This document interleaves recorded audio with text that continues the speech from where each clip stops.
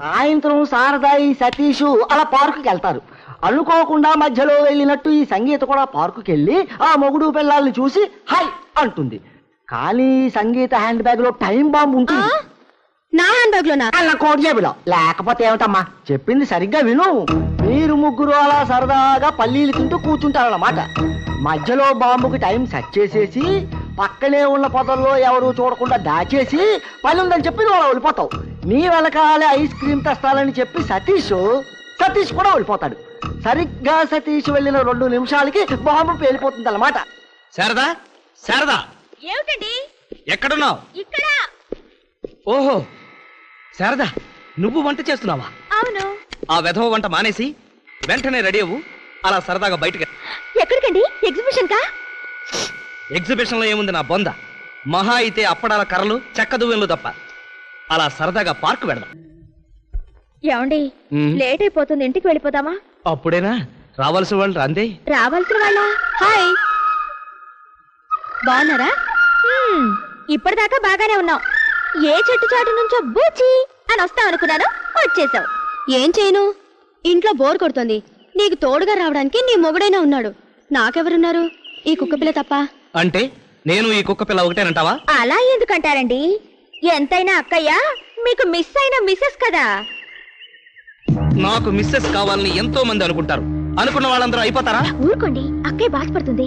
ఎందుకంట? నువ్వు మిస్సెస్ అయినందుక, తను కాలేకపోయినందుక అయిందా? నిజంగా ఇలాంటి నిజాయితీ గల భర్త దొరకటం నీ అదృష్టం అక్క. ఏం అదృష్టంలే అక్క. సంసారం అన్నాక ముందేం జరుగుతుందో వెనకాలేం జరుగుతుందో చూసుకోవాలి. నీలాంటి నిజాయితీ గల భార్య ఎప్పుడు ముందు చూపుతూనే ఉండాలి, వెనక చూపుతూ ఉండకూడదు. సరే, నేను బయలుదేరుతాను. అదేంటక్క, కాసేపు కూర్చొని వెళ్ళొచ్చుగా. వెళతానుంటుందిగా, వెళ్ళని. ఆ అమ్మాయి వెళితేనే కదా నేను వెళ్ళి ఐస్ క్రీమ్ తీసుకొచ్చేది. అదేమిటండి, అక్క ఇన్నప్పుడే ఐస్ క్రీమ్ తీసుకురావచ్చుగా. అదా తేవచ్చు అనుకో, కానీ ముగ్గురికి 30 రూపాయలు డబ్బు వేస్ట్. వద్దొద్దు, నాకు ఐస్ క్రీమ్ పడదు, నేను వస్తాను. వెళ్ళి వెళ్ళి. ఇదిగో అక్క, ఏమిటో ఎందుకు వచ్చిందో ఎందుకు పోతుందో. పోయే కాలం వస్తే అంతే. ఎవరు పోతారో ఎప్పుడు పోతారు. నేను వెళ్ళి ఐస్ క్రీమ్ తీసుకొస్తాను. అబ్బా, నాకు ఇప్పుడు ఏం తినాలనిపించడం లేదండి. నేను వెంటనే ఐస్ క్రీమ్ తినకపోతే కడుపులో మంటతో పేలిపోతాను. ఎక్కడ కూర్చో. త్వరగా రండి.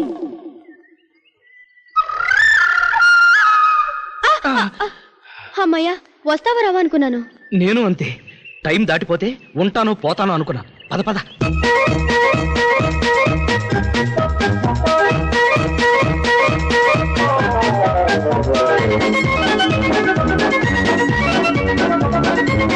పీడ విరగడైపోతుంది. ఇక మనం హాయిగా పెళ్లి చేసుకోవచ్చు డార్లింగ్. అయ్యో హోండా, ఇందులో బాంబు ఉందే. అవును, ఇదేమిటి బ్యాగ్ తెచ్చేసింది? ఇంట్లో వస్తువులు మర్చిపోతే తెచ్చివ్వడం అలవాటు అయిపోయింది. ఓసిని విశ్వాసం మండ. అందులో ఉన్నది కేక్ ముక్క అనుకున్నావా? Time bomb. సతీష్, బ్యాగ్ తీసుకుని దూరంగా విసిరే. అంటే నేను బ్యాగ్ తీసుకెళ్తుంటే మధ్యలో అది పేలిపోయి చచ్చిపో. నాకంటే నీకు కుక్కే ముఖ్యమా? అది కాదు సతీష్, నా మీద నీకు ప్రేమ లేదా?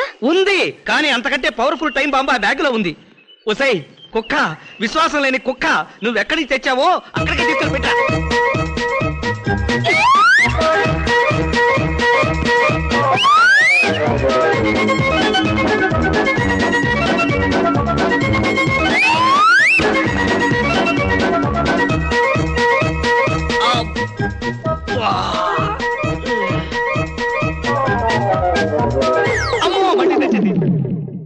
ఓసింది కుక్కల నక్కల పేక, బాంబు పేలితే బద్దలైపోతావే.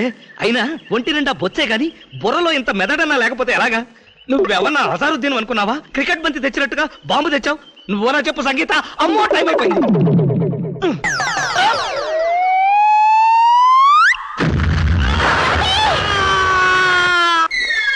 బాధపడకండి, నేను బతుకున్నంత కాలం మీకే ప్రమాదం జరగదు.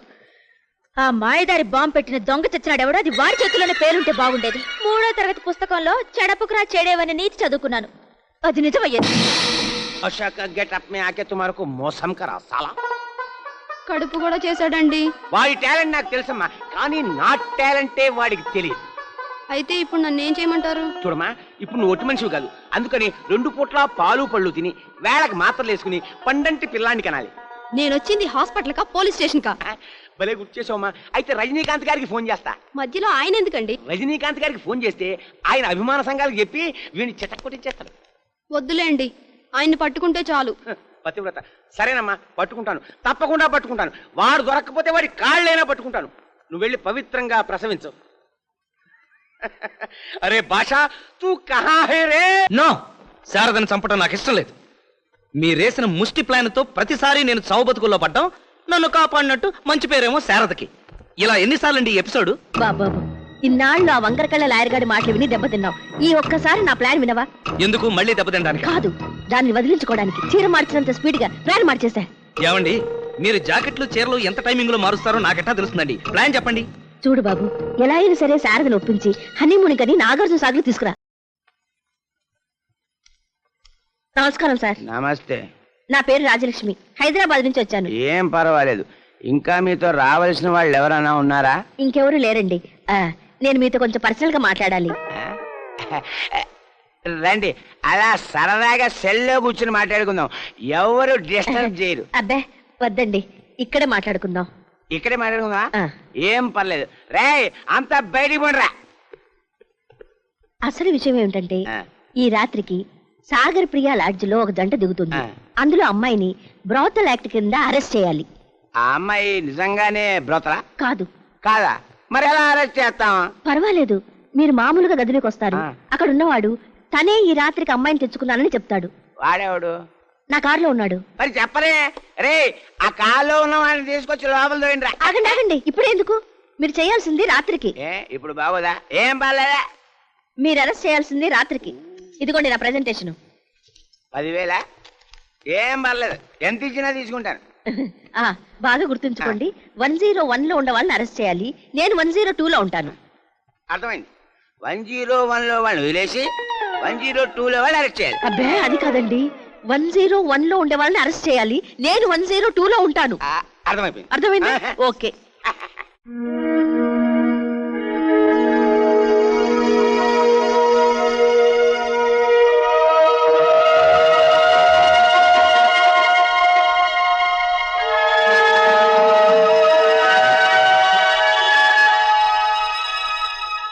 అబ్బాయి మళ్ళీ మనసు మార్చుకుంటాడేమో. అతను ఇక్కడికి రాగానే నువ్వు వెళ్ళు. అది అరిచి గీ పెట్టినా వదలొద్దు. రా బాబు రా, నువ్వు వెళ్ళు. ఇదిగో రావయ్యా. అది కాదండి, ఏంటి చెప్పు. ఇప్పుడు ఆ తాగుబోతు నిజంగానే శారద బతుకు పాడు చేస్తాడా? అదేంటి బాబు, అదేదో పెద్ద పతివ్రత ఏంటి మాట్లాడుతున్నావు? నాకు తెలిసినంత వరకు పతివ్రతే.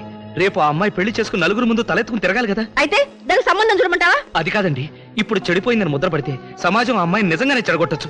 నేను చూస్తూ చూస్తూ ఈ పని చేయలేను. ఏమిటయ్యా ఇప్పుడు చాలా మాట్లాడుతున్నావు? అవతల పోలీసులు వచ్చేస్తుంటే. ఎవరు నువ్వు? నేనా? మగటి బ్యాచులర్ని.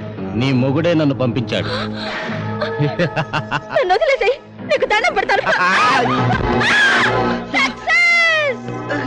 వా, క్యా సీన్ హై. ఏం పర్లేదు, నేను ఇక్కడే వెయిట్ చేస్తుంటాను. Carry on. అదేంటి ఇన్స్పెక్టర్ గారు 102కి వచ్చారు, మీరు అరెస్ట్ చేయాల్సింది 101. నువ్వు వాడే బ్రాకెట్ నెంబర్లన్నీ నాకు చెప్తున్నావా? నాకు బాగా గుర్తుంది. 102 కాబట్టి నువ్వు బ్రోతలు. నేనండి రాజ్యలక్ష్మిని, మినిస్టర్ గారి సెకండ్ ఛానల్ ని. ఎస్ఐ సార్, మీరు హైదరాబాద్ నుంచి ఇప్పుడు ట్రాన్స్ఫర్ అయ్యారండి. నువ్వు పోలీసులతో రిలేషన్షిప్ పెంచుకొని తప్పించుకోవాలని చూస్తున్నావా? చేది రే వీడిదని వేరెక్కించండి రా.